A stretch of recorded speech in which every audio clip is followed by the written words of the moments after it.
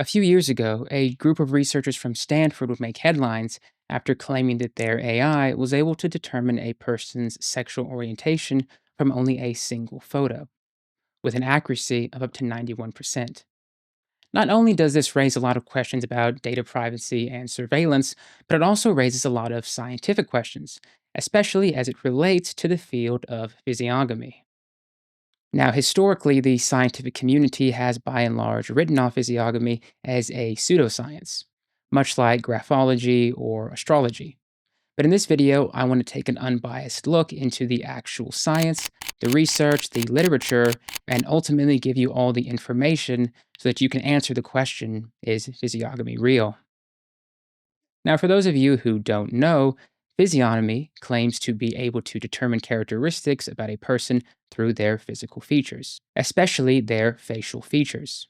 Even though it may be shunned in scientific circles, it is still widely supported by a lot of different influential figures that we see in society. Donald Trump said the following about you, quote, "Look at that face. Would anyone vote for that? Can you imagine that, the face of our next president?" And if certain studies are to be believed, the majority of people globally, as well as those in the United States, still believe in physiognomy to some extent. I even found an entire YouTube channel dedicated to doing these physiognomic studies on different notable people. Now let's go back to where physiognomy first emerged, and it's actually an incredibly old discipline. The idea of inferring character traits from physical traits goes all the way back to ancient Mesopotamia, and is even mentioned by people like Homer and Hippocrates. But we'll have to look to Aristotle as the first writer of a systematic treatise in his 4th century BC work, Physiognomics. This treatise would describe a list of different physical traits and their corresponding personality traits. He would even write about physiognomy in some of his other works, such as in Nicomachean Ethics, where he says, quote, "The manner of one's face indicates the deposition of one's mind." And again in Prior Analytics, where he says, "It is possible to infer character from features, if it is granted that the body and soul are chained together by the natural afflictions." I do want to make a note that in modern times, some scholars have actually argued that physiognomics, although it comes from the Aristotelian school, may not come from Aristotle himself. Nevertheless, some examples of traits determined at this time could be a person with a large head thought to be slow witted, or deep setted eyes for a person of cunning. Now, one important thing to discuss is the idea of the four humors. These were proposed by Hippocrates, who's often regarded as the father of medicine.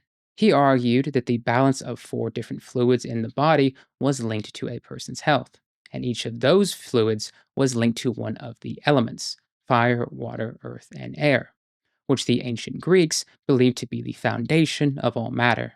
It wouldn't take long for these ideas to become associated with Aristotle's physiognomy, as the writings of Galen linked the humoral balance to behavior and emotion, describing the sanguine as lively and passionate, the choleric as ambitious and energetic, and the melancholic as analytic and sensitive.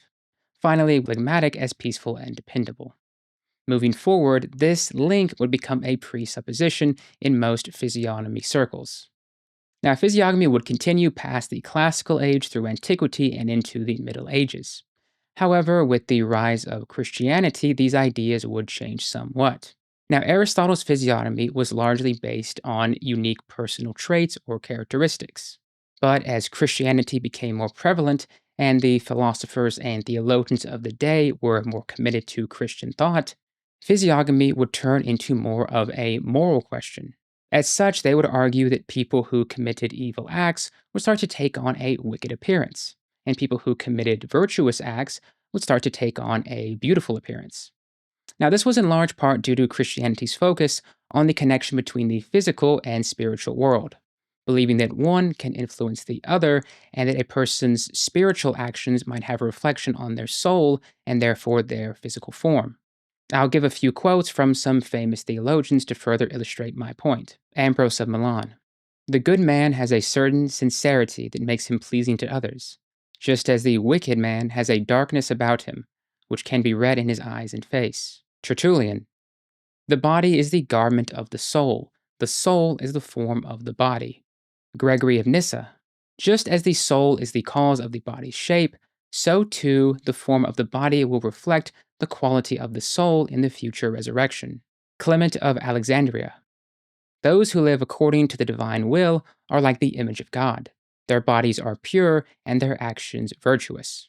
As time moved into the Renaissance, these ideas would change again. When Constantinople fell in 1453, many great scholars would flee to Italy and other parts of Europe, and this would help to kickstart a renewed interest in classical Greek philosophy. And with this resurgence of Greek thought came a resurgence of the more classical physiognomy ideas, less focused on assigning moral worth and more on how these physical traits can relate to personality characteristics.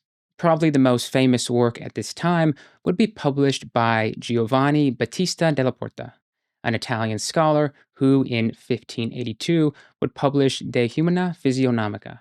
You've likely seen some of the illustrations from his book on various parts of the internet, but I'll read some excerpts. A broad forehead signifies an active and intelligent mind. A narrow forehead reflects a more sluggish and less perceptive nature. The sanguine temperament makes the face bright and joyful, the melancholic temperament dark and heavy. The choleric will have an intense gaze, the phlegmatic will seem calm and placid.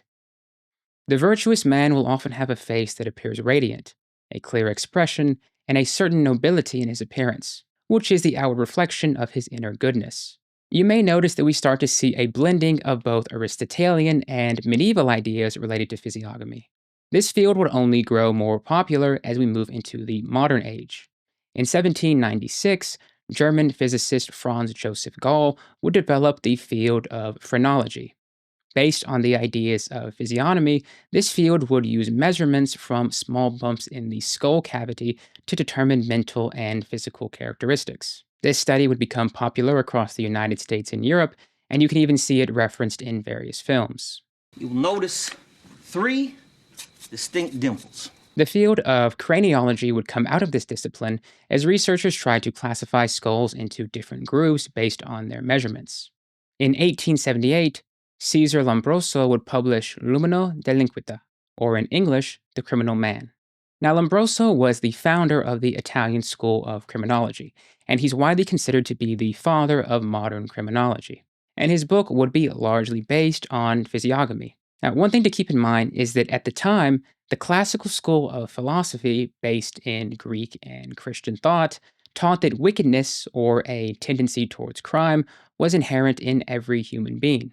Lombroso, as a Jewish man who was heavily influenced by the philosophy of positivism, would reject this and instead believed that there was a subset of the population that was simply born criminals. Put simply, he argued that crime was not freely chosen, but rather was the inevitable outcome that was inherent in certain individuals. Basically, biological determinism. In an effort to identify these born criminals, he would rely on physiognomy. I'll read a few quotes from his book. The criminal is an avaristic being who reproduces in his person the ferocious instincts of primitive humanity and the inferior animals. The study of the skull and face of the born criminal reveals the stigma of degeneration, asymmetry in the face, enormous jaw and high cheekbones, solitary lines in the palms, handle shaped ears, and insensitivity to pain. It is necessary to remove the born criminal from society as we remove a contagious patient from the healthy. He would systematically measure the limbs, face features, skulls, and other characteristics of criminals in an attempt to try and establish a baseline which could be compared to other populations, further arguing that those measurements show that criminals were less evolved and closer to what would be considered primitive man. Keep in mind that at this time, many scientists believed in social degeneration, where certain groups or populations were less evolved stages of humanity. Not long after, in 1880, Sir Francis Galton would develop composite photography, a technique of layering portraits one on top another to show the average face of some group. You've no doubt seen this done for different ethnicities or certain country populations, but Sir Francis would also use this to describe populations such as criminals or those who fell to certain diseases. Now, the reason behind this was to help further define the physiognomic characteristics that related to each group. But it wouldn't be long after this that the field of physiognomy would come under attack. In 1913, Charles Goring would find no statistical significance in any of Lombroso's work. And Alexandre Lacarseneng, founder of his own school of criminology in Lyon, would disprove his theories altogether. Phrenology as a field had lost credibility globally as early as 1840, with craniology also falling out of favor in the early 1900s. The last real holdout of these ideologies would, of course, be Germany under the control of the Third Reich. They would adopt versions of craniology and become heavily reliant on skull measurements to develop typologies for populations and advocate for a hierarchical race structure, as well as using different facial features to describe Aryan and non Aryan traits. Now, even at the time, these ideas were contested. Other countries like the United Kingdom or France had moved away from this idea of skull measurements relating to intelligence or moral worth, only using craniology as it related to paleoanthropological study or archaeology. And with the conclusion of the Second World War, these disciplines, by being tied to the Germans, would become even more unpopular and weren't taken seriously even as a fringe theory. There would still be research into facial features, but it would be on how people judge these traits, not if these judgments were correct. It wasn't until the 1990s and 2000s and the rise of computer technology did researchers start to revisit how facial cues might be used to infer traits. Before we get into the papers, a lot of them reference something called the Big Five personality traits.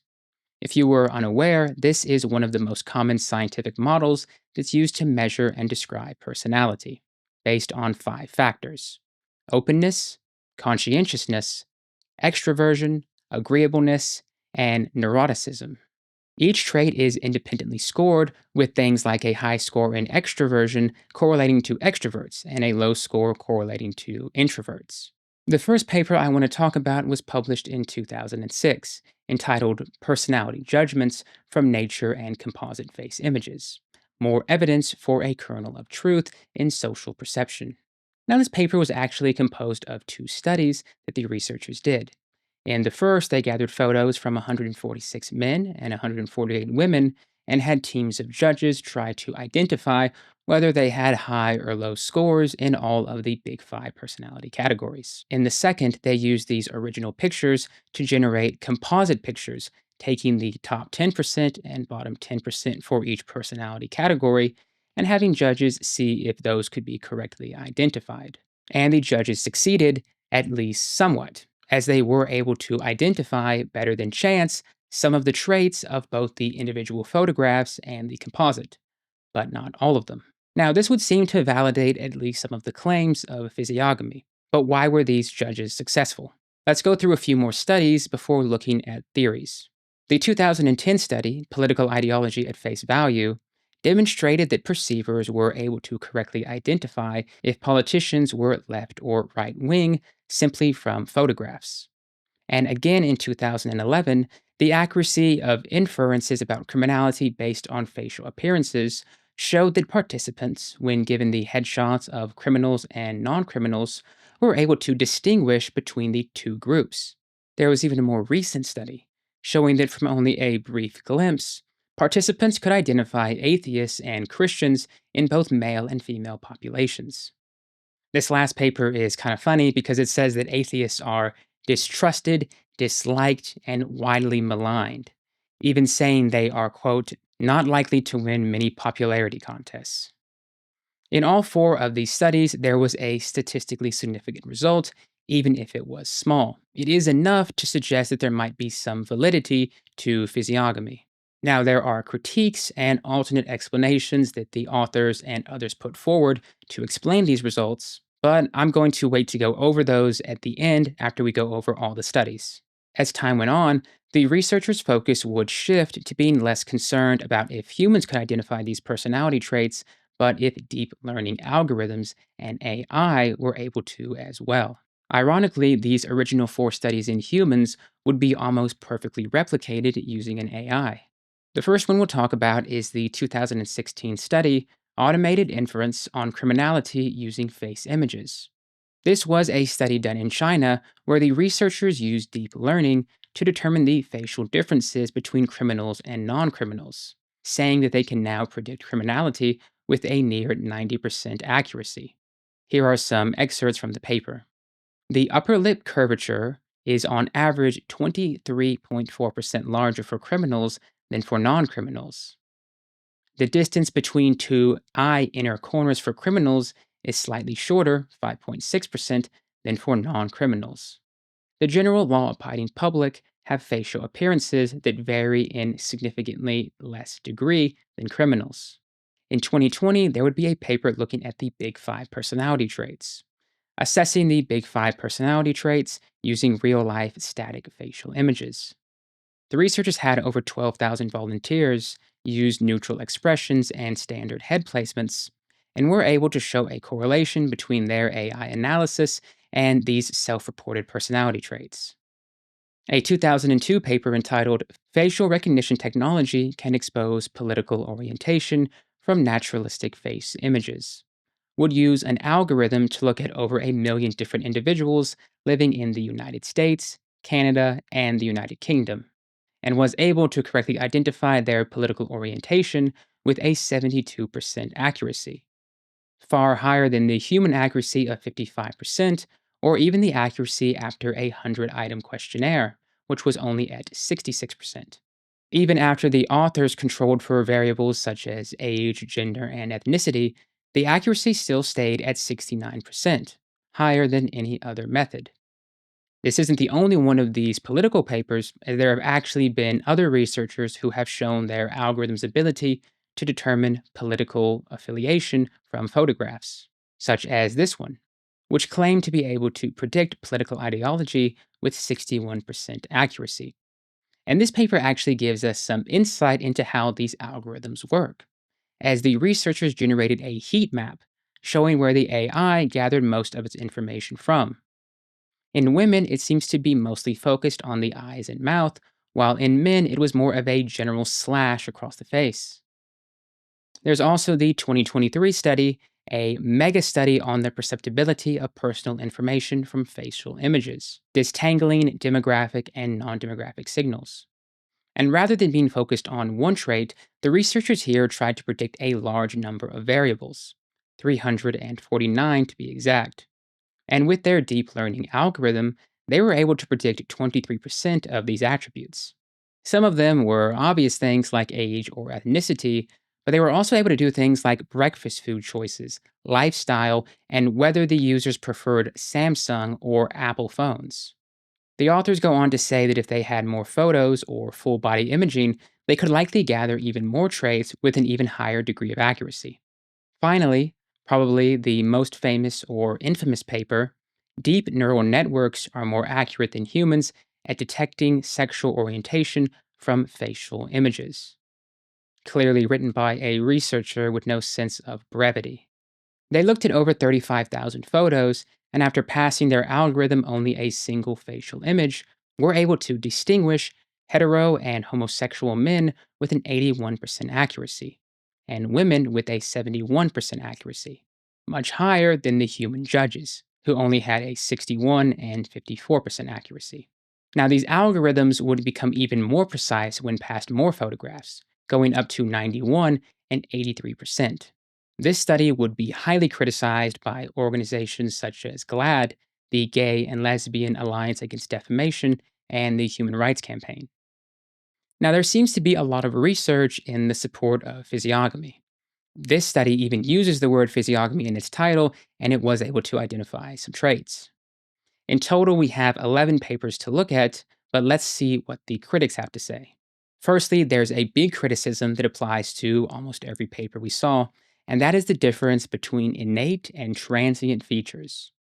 As the name suggests, innate features are those that cannot be easily changed, such as eye shape, nose shape, features that actually relate to physiognomy.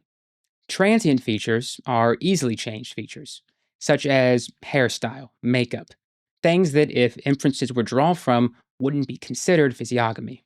A very important thing to keep in mind is that all of these studies are based on photographs, not x rays, not head measurements, and photographs give a lot more information than just a person's bone structure. Many have argued that detectable differences were not physiological in nature, but were instead based on grooming, presentation, and lifestyle, especially since a lot of the algorithms used were sensitive to things like head posture or facial expressions.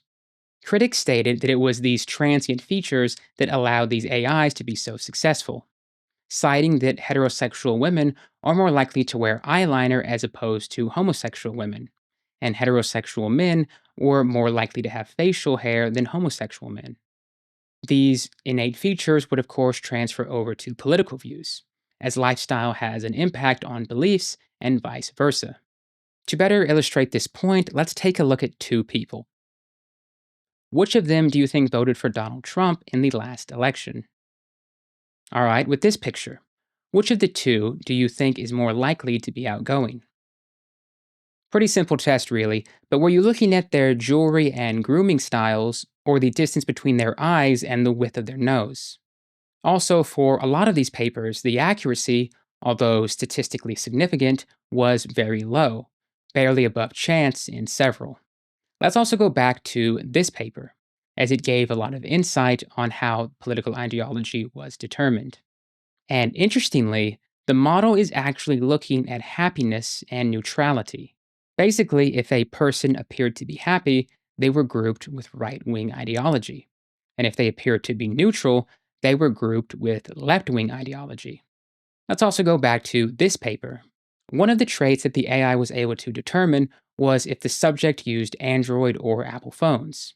Now, how could they tell this? From analyzing the metadata or pixel information of the photos, showing that the AI is looking at a lot of different information that wouldn't be used in a physiognomic examination. The Chinese criminality study received a lot of criticism, and I think one article really lays out the issues with it quite succinctly by highlighting three flawed assumptions that the authors had relied on. First, the appearance of a person's face is purely a function of innate properties. This is false, as we've already talked about, with things like transient features, but also things like setting and conditions of when and where the photo was taken. Second, that criminality is an innate property to a certain group of people. They mentioned the historian Robert Hughes and his book, The Fatal Shore. He discusses the English experiment of relocating the criminal class to Australia in an effort to reduce crime in England, based on the idea that these criminals were brutes by their nature, going back to Lombroso and his views. After 80 years of doing this, crime hadn't been reduced in England, and Australia hadn't turned into a lawless den of thieves, but rather a prospering country. Finally, that criminal judgments by a legal system reliably determine criminality in a way that is unaffected by facial appearance. Now, the authors claim that the use of this machine would avoid any possible biases, but they did not account for the bias in the Chinese criminal justice system that could have affected their populations and therefore their results. I mean, they even say that criminals are those who look different from everyone else. Could that be because they were more likely to be targeted and convicted as a result of an inherent human bias? Now, these critiques would be responded to. The sexual orientation study was so controversial that a year after, there was a replication study done by a different team. They used entirely new data sets and three different machine learning models. To examine the criticism of transient features or photo variation, the researchers would use blurred face images, alter the model's portrait intentionally, and make changes to makeup, facial hair, and head pose, all done in an attempt to artificially alter presentation and grooming to see if the models were still able to predict sexual orientation. Despite these changes, all of the models were successful and were able to predict sexual orientation accurately, with one even approaching 90% accuracy. Now, the authors of the first study had explained their results by advocating for something called prenatal hormone theory. According to this theory, homosexual orientation in adults is the result of exposure to particular hormone environments in a prenatal state. The authors claim that with this theory, presupposing atypical gender faces for gay people, the algorithm could then identify them based on purely innate features. And this sort of hormonal argument would come up in defense of some of the other papers. Now, hormones do have a lot of influence on face features, with things like high testosterone causing a more prominent jaw and high estrogen causing fuller lips. And those hormones are linked to personality traits like extroversion, risk taking, and emotional sensitivity, leading some proponents to argue that this relationship was how the machine learning models were able to identify characteristics.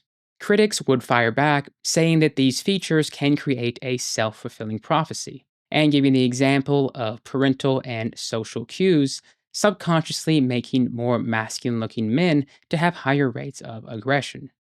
All of this relates to the next argument, genetics. Let's take a look at these two papers. Both were able to identify genetic disorders using photographs, showing that to some extent, genetic variants can be detected. However, this is not what physiognomy is. This is identifying a genetic condition which just happens to correlate with some personality traits. It is not the identification of those personality characteristics per se. But there may be some validity to this idea of genetic examination to determine personality. You might have seen the movie Three Perfect Strangers, which chronicles the similarities between a group of triplets that were separated at birth as part of a study on development and genetics. Despite being raised in totally different environments, all three developed a lot of similarities that are assumed to be the result of genetic influences. In a paper all the way back from 1998, Phenotypic and Genetic Structure of Traits Delineating Personality Disorder, the authors, through genetic examination, were able to successfully show that some personality traits were influenced by genes. They didn't look at the physical appearance, but this does provide more credibility to this concept. Keep in mind, however, that they didn't show a correlation between the personality genes and the genes that control for appearance or development. Now, you might have noticed how these papers have diverged from older ideas of physiognomy. There's no reference to the four temperaments from the classical era, nor the spiritual reflection of the Middle Ages. They are instead much more based on the empiricalism of the modern age, rooted in hormone levels and genetic expression. One thing we haven't talked about yet is who is funding these studies and for what purpose. What is the actual practical application of any of this technology? Even if an algorithm was able to link certain traits to a higher propensity for crime, most courts wouldn't allow this evidence. The same when determining someone's sexuality from a photograph. What practical use does this have? I mean, what's wrong with simply seeing if they're wearing a carabiner? Well, there's actually two huge uses for the mass profiling of the entire population: to better subjugate and to better target ads. HireVue, a company based in Utah, uses their AI to conduct digital interviews for many different corporations. We have 1,150 customers in total. We have 62 of the Fortune 100. We work with 8 of the 10 largest federal agencies in the US.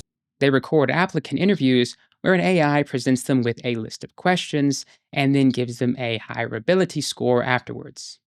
They're using AI early in the funnel to usually rank candidates in terms of kind of tiers. Now, this score is not only based on their answers, but their visual cues and facial gestures, which make up 30% of this score. The company claims that this facial algorithm assessment will reveal the cognitive ability, psychological traits, emotional intelligence, and social aptitude of applicants, having built this model through the collection of biometric data from tens of thousands of interviews. The company goes so far as to claim that they can detect an innate sense of integrity and honor. Now, complaints were filed against this company with the FTC in 2019, calling for an investigation into their data collection, algorithm biases, and their failing to meet artificial intelligence standards. They were sued in 2023 and again in 2025 by the ACLU, but regrettably, the company continues to exist to this day. But if you thought that was bad, it's nothing compared to this next company, Faceception. My name is Shai Gilboa, co-founder and CEO of Physiognomy. Faceception has developed a breakthrough patented technology to detect anonymous offenders through faceception predictive screening solutions to reveal personalities and traits from people's facial images in real time. A startup company based in Tel Aviv says it has developed software that can identify terrorists and other criminals based on their facial features. They claim to be able to do this by identifying 5 genes that shape how a person looks and then sorting them into a classifier. According to social and life science research, our personality is determined by our DNA. And they have 15 different classifiers. Our accuracy level is between 85 to 95%. They even say they could have identified the people responsible for the 2015 Paris attacks. According to the company, the algorithm was able to successfully identify 9 out of 11 of the attackers behind November's terror attacks in Paris. And claimed to have signed a contract with Homeland Security in 2016. And now they've signed an agreement with the U.S. Department of Homeland Security. They've already signed a contract with Homeland Security Agency to help identify terrorists. And I'm not sure I see how this is different from racial profiling. No discrimination by race. Well, they say that it's not racial profiling. They say it's based on genetics, although I don't know how you can make a distinction, a clear-cut distinction between genetics and racial profiling. Of course, racial profiling in Israel has been an issue of heated debate. In Israel, there's no question it has become a matter of practice. Whatever the authorities will do with that, it's their own business. Gee, I wonder what kind of people it's going to pick up. I can't quite tell. I wonder if it's really going to be a sophisticated analysis. Surely this technology will only be used for good. Next, let's also look at the company MindReader, which has its users upload photos of their clients to then generate a psychometric prediction and provide better sales insights. Where do you get this photo, you may ask? Well, they actually recommend going through your client's recent social media and using these images to put their data into the company's biometric database. This is literally a company that claims to use Physiognomy AI technology to determine a person's buying preferences to better sell products to them. Finally, we have Phenometrics. They also seem to base their technological claims on using genetic information. What we do, which is the most important thing, is we decode from a typical image approximately 65, 70 character traits. They offer all sorts of applications, such as surveilling your customers, surveilling your friends and family. Don't worry though, as they are committed to ethical AI use. So ethical, in fact, that they aren't allowed to operate or have customers in Europe. In fact, none of these companies are allowed to operate in Europe, as the use of this kind of technology is banned out of privacy and safety concerns, though it is still fully available in the land of the free. Corporations are willing and planning to use this technology to build better digital profiles. A lot of the past papers warned about this. This one in particular talks about how combining this information with browser data and demographic information can lead to a greater return on investment for advertisement campaigns. Ultimately, is physiognomy real? It would seem like there are some correlations between appearance and traits, but they are pretty minor and definitely not enough to make any sort of serious judgments on, at least in my opinion. Either way, it's undoubtable that at this stage, there's no scientific proof of any of the claims that any of these companies make. Thanks for staying till the end. Hopefully, this gave you a good look at physiognomy, the history, the science, and the threat this technology may pose. Thanks for watching. Later.